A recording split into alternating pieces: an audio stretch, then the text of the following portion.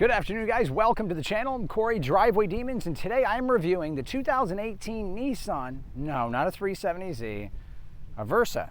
If a Toyota Corolla and a Nissan Sentra ever gave birth to a child, we would get this abomination. I'm going to go through the list of things and reasons why I think this is an absolute terrible car. Let's start with the interior. The seats are so cheap and firm, they'll make your butt sore. I've been kind of suffering sitting in these seats. I'm 6 foot tall, and I don't think anybody taller than me will be able to fit in a Nissan Versa. In fact, I am kind of cramped myself sitting in these seats. The dashboard is kind of fugly, to say the least, and disorganized. It's very cheap plastic everywhere. The seats are very cheap cloth.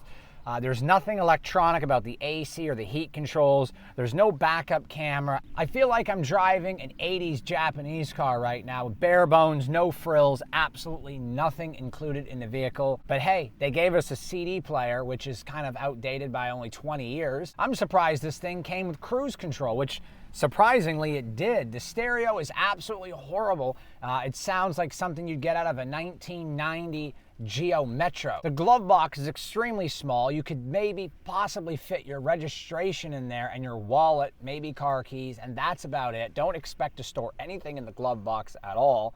There's very little headroom. There's no moonroof.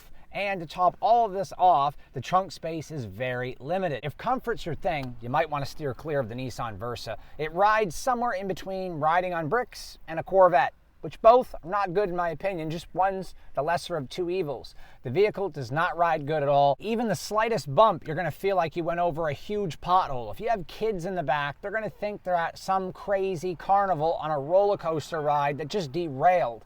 The suspension is far from comfortable. The visibility in the Nissan Versa is actually quite good considering the car is the size of a go-kart. I wouldn't expect there to be much of a problem there. The center console is laid out pretty decently, although everything is covered in cheap plastic. The shift knob is actually quite odd, if you ask me. It's overly large for a vehicle of this size. Another thing that I absolutely despise about the car is the fact that the USB connector does not really charge your phone. It takes 3 hours to give you 10%. I've had this problem for the last couple of days. The stereo system in this car is very weak as well. It's pretty much a no-frills vehicle. I'm even surprised, like I said, that it has cruise control, and I would be surprised that the airbags even work. The Nissan Versa produces 109 horsepower, which is less than a 1996 Honda Civic EX, which produces 126. Wow, absolutely crazy, right? The only thing great about the Nissan Versa is it gets 31 miles per gallon in the city and 40 on the highway, and I'm averaging about 38 miles per gallon over a 1,000-mile venture in this car. It's about the only redeeming quality. The vehicle is quite awkward to maneuver. The tires up front are very small and skinny. The slightest turn in the wheel and you're kind of tram lining left or right. The vehicle does not handle well at high speeds. I would not take this vehicle over 80 miles per hour. I'm sure many out there have done that, but I do not recommend it. It feels very unstable over 80 miles an hour. Hell, where are you going to go 80 miles an hour legally in this country anyway, unless you're in Mexico, of course. The steering wheel feels very cheap. The controls on the steering wheel are placed out just right, very similar to the Nissan Altima steering wheel or the Murano. Pretty much everything in this car is 100% manual. As you can see right here, I'm quite surprised the Nissan Versa has power control mirrors. So that means I'm not going to have to pull a John Wayne and hang out the windows while driving, trying to adjust the mirrors. Well, there goes that idea. So here it is in all of its glory, the Nissan 1.6 liter, 109 horsepower engine. The differential on my Duramax is bigger than this entire engine. Yeah, not much to see here, folks. Oh yeah, all 109 horsepower. Let's take this thing for a drive. Driving the Versa can't really be exciting coming from a Hellcat and a Duramax and a Type R. It's not. It drives very stiff. The steering wheel is very loose and it likes to wander a little bit compared to my liking. Overall, the vehicle drives like it should for the price that they're asking, very cheaply. The suspension is very rough. Even over the slightest bumps, I feel like I'm going to break something on the car. It's not fun. The interior is definitely not pleasing to look at. There's almost no function here for the driver at all. Basic AC controls and radio and cruise control, wipers and lights, and that's it. But then we get down to price.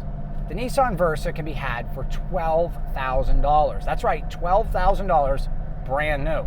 At that point, it pretty much eliminates all the bad things I've said about the vehicle. I now forget about the bad ride, the lack of features, the crummy interior, the bad plastic they used to make that crummy interior, the very uncomfortable seats, and the fact that you have to be a midget to fit in the car. It makes all those problems go away. $12,000 brand new, and it gets great gas mileage. It serves its purpose. It's very affordable. You could almost have no job and afford this car. $12,000, we're talking about a car payment around $100 a month. That's unbelievable. So with that being said, the price of the car, along with the great gas mileage, the fact that your wallet is going to love you again and your bank account is no longer going to be broken, it pretty much eliminates all the other bad things about the car, and it does its job well. It completely changes the perspective.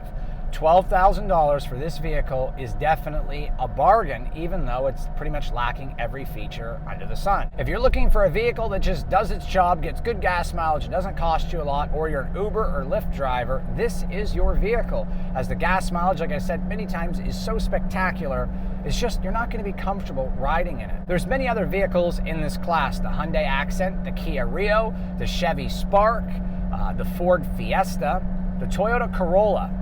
There's many vehicles to choose from, and out of all of those, I probably would go with the Toyota Corolla first, and second, I would go with the Ford Fiesta. As far as the remaining vehicles, just flip a coin, and it doesn't matter at that point. This really is a great vehicle. If you can see yourself spending about $6,000 more, I would go with the Toyota Corolla all day long. As I have tested and driven that vehicle, I did not get a chance to review it as I had run out of time. I'm hopefully going to be doing a review on the Corolla and the Camry real soon, but in my opinion, the Corolla is a much better vehicle than the Nissan Versa. Of course, it is $6,000 more, and when you're talking about a $12,000, $18,000 jump, which is like going from a Scat Pack to a Hellcat. So of course it's going to be a better vehicle, but the Toyota Corolla was very luxurious and had all the extra features you could possibly want. Touchscreen, Apple CarPlay, it drove much smoother, great suspension, a little bit more power, still got just as good a gas mileage, but you're going to pay a premium for having that vehicle. The Nissan Versa is a vehicle that I love to hate. There's so many things I hate about it, and then that gas mileage and price tag scream out at me, and then I remember that my wallet is not going to try to kill me in my sleep, and my bank account is not going to need severe repairs overnight.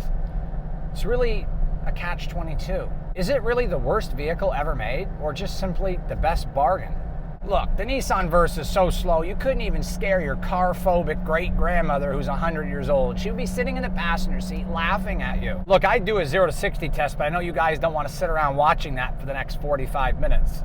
I'm afraid the car might not actually get to 60 miles an hour. So let me know what you guys think below of this video. If you're new to the channel, go ahead and subscribe. Give this video a thumbs up. Don't forget to check out DrivewayDemons.com. Get your t-shirts, and the new key tags are available. Support the channel, DrivewayDemons.com. Share the channel with everybody. But until the next video, take care and have a great day.